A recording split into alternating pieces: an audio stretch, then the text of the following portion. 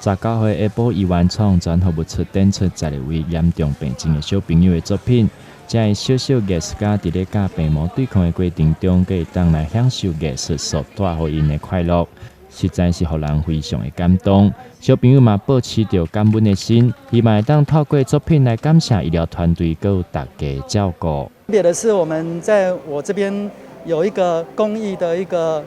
展演的一个空间。那我们这次展出的主题就是我们帮12位的重症孩童，包括有患这个白血症、有癌症，很多的一个重症的孩童，他们的画作，那他们每一幅的画作都非常的这个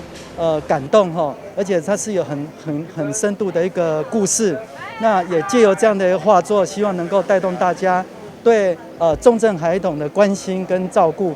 活动的现场市员陈义鼎还有社会局长陈荣芝嘛到现场表示相当的支持，感谢创专议员发起这有意义的活动，让大家有机会做伙参与，来替这些囡仔在咧成长的过程中提供一寡贡献。这个活动是让非常的感动。前一阵子呢，我们也有一个日本的和乐吹来的风，它是针对身心障碍的朋友，然后就开了一个画展。重症的儿童他也有画展。那像这样的话，他会把自己的心理上的想法跟心理上的理念把它呢表现在他的画里面。其实这个部分都是我们经常忽视的一群。我们一般都认为说，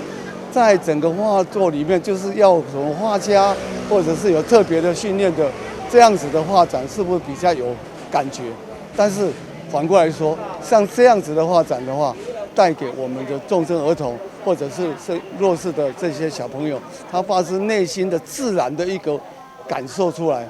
这个能够去启发他。那我们也可以针对这个部分去了解他的心理的取向，也可以做一些协助，让他来发出自己内心的一些感受。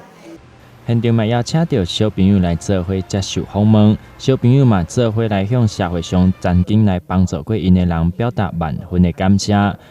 这摆作品目前已经有500度去互卖走，所得到的费用嘛专属捐出来作为这寡囡仔的辅助来使用。我不认识你们，但我很谢谢你们，谢谢你们。台南新闻刘品言采访报道。